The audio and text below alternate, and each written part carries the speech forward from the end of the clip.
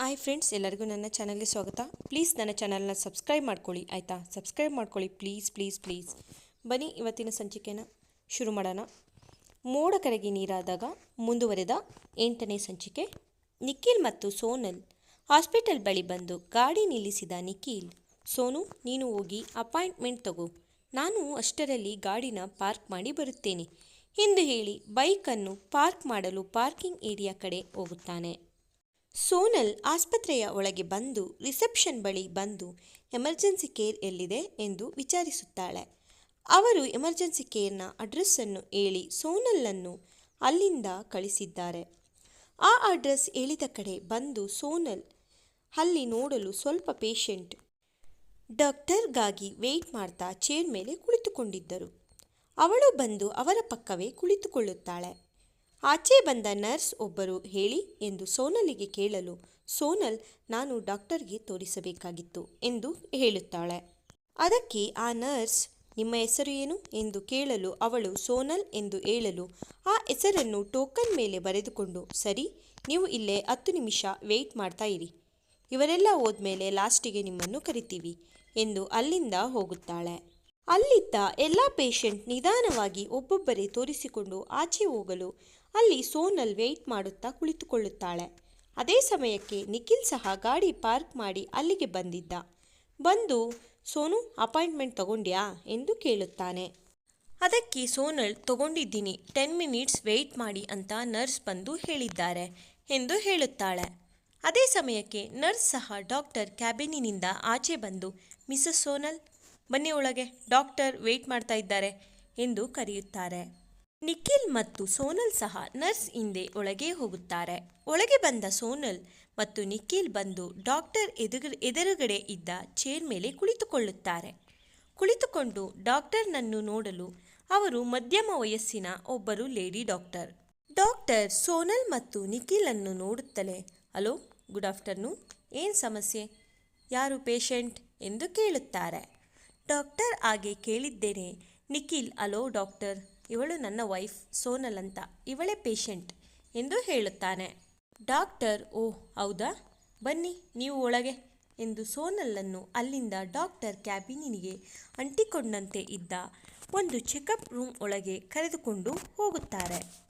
ಸೋನಲ್ ಸಹ ಡಾಕ್ಟರ್ ಹಿಂದೆ ಎದ್ದು ಹೋಗುತ್ತಾಳೆ. ಡಾಕ್ಟರ್ ಅಲ್ಲಿಯೇ ಇದ್ದ ಬೆಡ್ ಮೇಲೆ ಮಿಸಸ್ ಸೋನಲ್ ಇಲ್ಲಿ ಮಲಗಿ ಎಂದು ಹೇಳುತ್ತಾರೆ. ಅವಳನ್ನು ಚೆಕ್ ಮಾಡುತ್ತಾ, ಸೋನಲ್ ಏನು ತೊಂದರೆ ಆಗಿರೋದು ನಿಮಗೆ ಎಂದು ಕೇಳುತ್ತಾರೆ. ಡಾಕ್ಟರ್ ಕೇಳಿದ್ದೆ ಸೋನಲ್, ಅದು ಮ್ಯಾಮ್ 15 ಡೇಸಿಂದ ತುಂಬ ತಲೆ ಸುತ್ತು ಮತ್ತು ಊಟ ಕೂಡ ಸೇರ್ತಾ ಇಲ್ಲ, ಊಟ ಮಾಡಿದ್ರೆ ವಾಂತಿ ಬರೋ ಥರ ಆಗುತ್ತೆ, ಊಟ ಏನೂ ಸೇರ್ತಾನೇ ಇಲ್ಲ ಎಂದು ಹೇಳುತ್ತಾಳೆ. ಅವಾಗವಾಗ ಒಂದೊಂದು ಸರಿ ತಿಂದಿದ್ದೆಲ್ಲ ವಾಮಿಟ್ ಕೂಡ ಆಗುತ್ತೆ. ಅವಳ ಮಾತನ್ನು ಕೇಳಿಸಿಕೊಳ್ಳುತ್ತಿದ್ದ ಡಾಕ್ಟರ್, ಹೌದಾ, ಮತ್ತು ನೀವು ಲಾಸ್ಟ್ ಪೀರಿಯಡ್ ಯಾವಾಗ ಆಗಿದ್ದು ನೆನಪಿದೆಯಾ ಎಂದು ಕೇಳುತ್ತಾರೆ. ಅವರು ಹಾಗೆ ಕೇಳಿದ್ದೆ ಸೋನಲ್ 2.5 ಮಂತ್ಸ್ ಆಯಿತು ಎಂದು ಹೇಳುತ್ತಾಳೆ. ಡಾಕ್ಟರ್ ನಸುನಗುತ್ತಾ, I think your pregnant, congratulation, ಇದು ಜಸ್ಟ್ ಎಮರ್ಜೆನ್ಸಿ ಕೇರ್ ಅಷ್ಟೇ, ನಿಮಗೆ ಇದೇ ಹಾಸ್ಪಿಟಲಲ್ಲಿ ಬೆಸ್ಟ್ ಗೈನಕಾಲಜಿಸ್ಟ್ ಇದ್ದಾರೆ, ನೀವು ಅವರ ಹತ್ರ ಹೋಗಿ ಫುಲ್ ಚೆಕಪ್ ಮಾಡಿಸಿಕೊಳ್ಳಿ, ನಿಮ್ಮನ್ನು ನೋಡಿದ್ರೆ ಸದ್ಯಕ್ಕೇನೂ ತೊಂದರೆ ಇಲ್ಲ ಅನಿಸುತ್ತೆ ಎಂದು ಹೇಳಿ, ಬನ್ನಿ ಈಗ ಆಚೆ ಹೋಗೋಣ ಎಂದು ಚೆಕಪ್ ರೂಮಿನಿಂದ ಬಂದು ಡಾಕ್ಟರ್ ತಮ್ಮ ಚೇರ್ ಮೇಲೆ ಕುಳಿತುಕೊಳ್ಳುತ್ತಾರೆ. ಡಾಕ್ಟರ್ ಆಚೆ ಬರುತ್ತಲೇ ನಿಖಿಲ್ ಗಾಬರಿಯಿಂದ, ಡಾಕ್ಟರ್ ಇವಳಿಗೆ ಏನೂ ಆಗಿಲ್ಲ ತಾನೇ, ಏನು ತೊಂದರೆ, ಅವಾಗವಾಗ ತಲೆ ಸುತ್ತು ಬೇರೆ ಬರುತ್ತಂತೆ, ಪ್ಲೀಸ್ ಏನಾಗಿದೆ ಎಂದು ಹೇಳಿ ಡಾಕ್ಟರ್ ಎಂದು ಕೇಳುತ್ತಾನೆ. ಡಾಕ್ಟರ್ ಅವನ ಮಾತನ್ನು ಕೇಳಿ ನಗುತ್ತಾ, ಮಿಸ್ಟರ್ ನಿಖಿಲ್ ಅವರೇ, ಏನು ತೊಂದರೆ ಇಲ್ಲ, ಶೀ ಈಸ್ ಪ್ರೆಗ್ನೆಂಟ್ ಎಂದು ಹೇಳುತ್ತಾರೆ. ಡಾಕ್ಟರ್ ಹೇಳಿದ್ದು ಒಂದು ಕ್ಷಣ ನಿಖಿಲ್ಗೆ ಅರ್ಥವಾಗಲಿಲ್ಲ. ವಾಟ್, ಡಾಕ್ಟರ್ ಏನಾಗಿದೆ ಎಂದು ಮತ್ತೆ ಕೇಳುತ್ತಾನೆ. ಅವನು ಹಾಗೆ 2 ಬಾರಿ ಕೇಳಿದ್ದು ನೋಡಿ ಡಾಕ್ಟರ್ಗೆ ನಗು ತಡೆಯದೆ ನಕ್ಕು ಬಿಟ್ಟಿದ್ದರು. ಸೋನಲ್ ನಿಖಿಲ್ ಕೈಯನ್ನು ಹಿಡಿದು ಎಳೆಯುತ್ತಾ, ನಿಖಿಲ್ ಕಾಮ್ ಡೌನ್, ನನಗೇನಾಗಿದೆ ಎಂದು ನಾನೇ ಹೇಳ್ತೀನಿ ಬಾ ಎಂದು ಅಲ್ಲಿಂದ ಕರೆದುಕೊಂಡು ಡಾಕ್ಟರ್ ಕ್ಯಾಬಿನಿನಿಂದ ಆಚೆ ಬರುತ್ತಾಳೆ. ಆಚೆ ಬರುತ್ತಲೇ ನಿಖಿಲ್ಗೆ ಈಗ ಫ್ಲ್ಯಾಶ್ ಆಗಿತ್ತು. ಡಾಕ್ಟರ್ ಏನು ಹೇಳಿದ್ದು ಎಂದು, ಡಾಕ್ಟರ್ ಹೇಳಿದ್ದು ಯುವರ್ ಪ್ರೆಗ್ನೆಂಟ್ ಎಂದು ಅಲ್ವಾ ಎಂದು ಮತ್ತೆ ಕನ್ಫರ್ಮ್ ಮಾಡಿಕೊಳ್ಳಲು ಕೇಳುತ್ತಾನೆ. ಸೋನಲ್ ಸಹ ನಕ್ಕು, Nikhil, we are going to parents ನಾವ್ ಎಂದು ಹೇಳಿ ಖುಷಿಯಿಂದ ನಿಖಿಲ್ನನ್ನು ತಬ್ಬಿಕೊಳ್ಳುತ್ತಾಳೆ. ನಿಖಿಲ್ಗೂ ಸಹ ಅವಳ ಮಾತು ಕೇಳಿ ತುಂಬ ಖುಷಿಯಿಂದ ಅವಳ ಹಣೆಗೆ ಮುತ್ತ ನೀಡುತ್ತಾ thank you so much Sonu ಎಂದು ಹೇಳಲು, ಸೋನಲ್ ಸರಿ ಬಾ, ಬೆಸ್ಟ್ ಗೈನಕಾಲಜಿಸ್ಟ್ ಇದೇ ಹಾಸ್ಪಿಟಲಲ್ಲಿ ಇದ್ದಾರಂತೆ, ಡಾಕ್ಟರ್ ಸಜೆಸ್ಟ್ ಮಾಡಿದ್ದಾರೆ, ಅವರ ಹತ್ರ ತೋರಿಸಿಕೊಂಡು ಮನೆಗೆ ಹೋಗೋಣ ಎಂದು ಹೇಳಿ ಅದೇ ಹಾಸ್ಪಿಟಲಲ್ಲಿ ಗೈನಕಾಲಜಿಸ್ಟ್ ಬಳಿ ಹೋಗಿ ಅವರ ಬಳಿಯೂ ಚೆಕಪ್ ಮಾಡಿಸಿಕೊಂಡು ನಂತರ ಅವಳ ಪ್ರೆಗ್ನೆನ್ಸಿ ಕನ್ಫರ್ಮ್ ಕೂಡ ಆಗಿತ್ತು. ಎಲ್ಲ ಚೆಕಪ್ ಬ್ಲಡ್ ರಿಪೋರ್ಟ್ ಎಲ್ಲ ಬಂದ ಮೇಲೆ ಡಾಕ್ಟರ್ ನೆಕ್ಸ್ಟ್ ವೀಕ್ಗೆ ಸ್ಕ್ಯಾನಿಂಗಿಗೆ ಬರಬೇಕು ಎಂದು ಹೇಳಿ ಅವರನ್ನು ಅಲ್ಲಿಂದ ಕಳುಹಿಸುತ್ತಾರೆ. ನಿಖಿಲ್ ಮತ್ತು ಸೋನಲ್ ಡಾಕ್ಟರ್ ಕ್ಯಾಬಿನಿನಿಂದ ಆಚೆ ಬಂದು ಡಾಕ್ಟರ್ ಬರೆದುಕೊಟ್ಟಂತಹ vitamins tablets, iron tablets, tonic ಎಲ್ಲ ತೆಗೆದುಕೊಳ್ಳುವ ಸಲುವಾಗಿ ಮೆಡಿಕಲ್ ಬಳಿ ಹೋಗಿ ಎಲ್ಲ ಮೆಡಿಸನ್ನನ್ನು ತೆಗೆದುಕೊಂಡು ಸೀದಾ ತಮ್ಮ ಬೈಕೇರಿ ಮನೆಗೆ ಬರುತ್ತಾರೆ. ಮನೆಗೆ ಬರುವ ಹೊತ್ತಿಗೆ ಆಲೆ ಸಂಜೆಯಾಗಿತ್ತು. ಇಬ್ಬರು ಒಳಗೆ ಬರುತ್ತಲೇ ಈಶ್ವರಿಯವರು ಗಾಬರಿಯಿಂದ ಅವರ ಬಳಿ ಬಂದು, ಸೋನಲ್ ಮತ್ತೆ ನಿಕ್ಕು, ಡಾಕ್ಟರ್ ಏನಂದ್ರಪ್ಪ, ಸೋನುಗೆ ಏನು ಸಮಸ್ಯೆ ಇಲ್ಲ ತಾನೇ ಎಂದು ಕೇಳುತ್ತಾರೆ.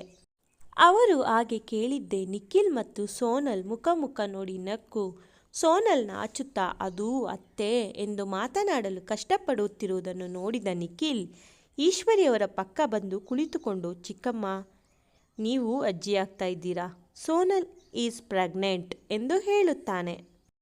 ನಿಖಿಲ್ನ ಮಾತು ಕೇಳಿದ್ದೆ ಈಶ್ವರಿಯವರ ಕಣ್ಣಲ್ಲಿ ಸಣ್ಣಗೆ ನೀರು ಬರಲು ಕಣ್ಣನ್ನು ಒರೆಸಿಕೊಳ್ಳುತ್ತಾ, ಏನು ನಾನು ಅಜ್ಜಿ ಆಗ್ತಾ ಇದ್ದೀನಾ ಎಂದು ಖುಷಿಯಿಂದ ಇರಿ ಬಂದೆ ಎಂದು ಅಡುಗೆ ಮನೆಗೆ ಹೋಗಿ ಸಕ್ಕರೆ ಡಬ್ಬವನ್ನು ತಂದು ಅದರಲ್ಲಿದ್ದ ಸಕ್ಕರೆಯನ್ನು ಇಬ್ಬರ ಬಾಯಿಗೂ ಹಾಕುತ್ತಾರೆ.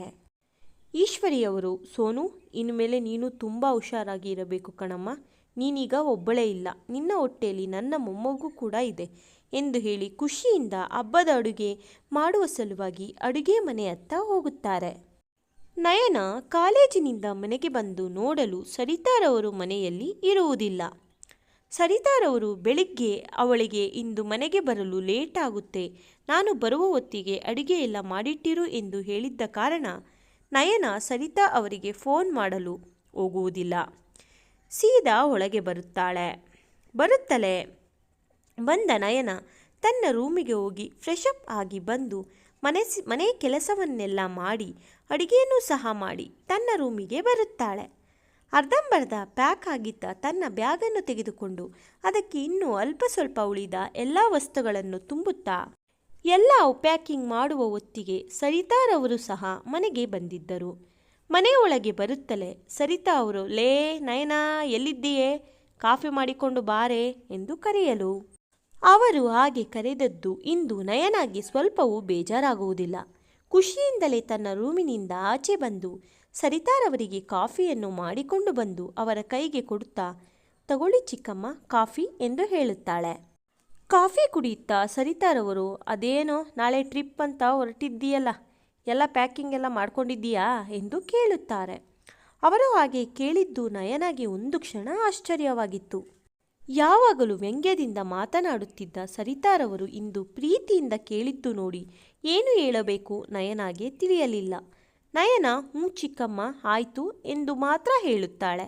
ಆದರೆ ಸರಿತಾರವರು ಮತ್ತೆ, ನೀನು ಯಾವ ಟ್ರೈನಿಗೆ ಹೋಗ್ತಾ ಇರೋದು, ಎಷ್ಟೊತ್ತಿಗೆ ಹೋಗೋದು, ಎಷ್ಟು ಜನ ಹೋಗ್ತಾ ಇದ್ದೀರಾ ಎಂದೆಲ್ಲ ವಿಚಾರಿಸಿಕೊಳ್ಳುತ್ತಾರೆ. ಅವರ ಮಾತನ್ನು ಕೇಳುತ್ತಿದ್ದ ನಯನಾಗೆ ಈಗಂತೂ ತಲೆ ಸುತ್ತು ಬೀಳುವುದೊಂದೇ ಬಾಕಿ. ತನ್ನನ್ನು ತಾನು ಸಾವರಿಸಿಕೊಂಡು ಅವರು ಕೇಳಿದ್ದಕ್ಕೆಲ್ಲ ಉತ್ತರಿಸುತ್ತಾಳೆ ನಯನ. ಸರಿತಾರವರು, ಸರಿ ಹೋಗು ಮಲ್ಕೋ ಹೋಗು, ನೀನು ನಾಳೆ ಟ್ರಿಪ್ಪಿಗೆ ಹೋಗ್ಬೇಕಲ್ವಾ, ಸ್ವಲ್ಪ ರೆಸ್ಟ್ ತಗೋ ಎಂದು ಕಳಿಸುತ್ತಾರೆ. ನಯನಾಗೆ ಆಶ್ಚರ್ಯದ ಜೊತೆ ಸ್ವಲ್ಪ ಭಯ ಕೂಡ ಆಗಿತ್ತು ಅವಳಿಗೆ. ನಯನ ರೂಮಿಗೆ ಹೋಗುತ್ತಲೇ ಸರಿತಾರವರು ವ್ಯಂಗ್ಯವಾಗಿ ನಗು ಬೀರುತ್ತಾ, ಹೋಗು ನೋಡ್ತಾ ಇರೇ ನಯನ, ನೀನು ಟ್ರಿಪ್ಪಿಂದ ವಾಪಸ್ ಬಂದರೆ ತಾನೇ, ನೀನು ಮತ್ತೆ ವಾಪಸ್ ಬರಲೇಬಾರದು, ಅಂಥ ಜಾಗಕ್ಕೆ ಕಳಿಸ್ತೀನಿ ನಿನ್ನ ಎಂದು ಹೇಳಿಕೊಂಡು ನಗುತ್ತಾರೆ. ಅಷ್ಟರಲ್ಲಿ ವಿನೋದ್ ಸಹ ಮನೆಗೆ ಬಂದಿದ್ದರು. ವಿನೋದ್ರವರು ಬರುತ್ತಲೇ ನಯನ, ವಿನೋದ್ ಮತ್ತು ಸರಿತಾ ಊಟ ಮಾಡುವ ಸಲುವಾಗಿ ಡೈನಿಂಗ್ ಟೇಬಲ್ ಮೇಲೆ ಬಂದು ಕುಳಿತುಕೊಳ್ಳುತ್ತಾರೆ. ಮೂವರು ಊಟ ಮಾಡುತ್ತಿರಲು ವಿನೋದ್ರವರು, ನಯನ ಪುಟ್ಟ ಟ್ರಿಪ್ ಹೋಗೋಕ್ಕೆ ಎಲ್ಲ ಪ್ಯಾಕ್ ಮಾಡ್ಕೊಂಡೇನಮ್ಮ ಎಂದು ಕೇಳುತ್ತಾರೆ. ನಯನ ಹೂ ಚಿಕ್ಕಪ್ಪ ಆಯಿತು ಎಂದು ಹೇಳುತ್ತಾಳೆ. ಅದಕ್ಕೆ ವಿನೋದ್ರವರು, ನಾಳೆ ಎಷ್ಟೊತ್ತಿಗಮ್ಮ ಟ್ರೈನಿಗೆ ನೀವು ಹೋಗ್ತಾ ಇರೋದು ಎಂದು ಕೇಳುತ್ತಾರೆ. ನಯನ, ಸಂಜೆ 6 ಗಂಟೆ ಟ್ರೈನ್ ಇರುವುದು, ಮನೆಯಿಂದ 5 ಗಂಟೆಗೆಲ್ಲ ಹೊರಡಬೇಕು.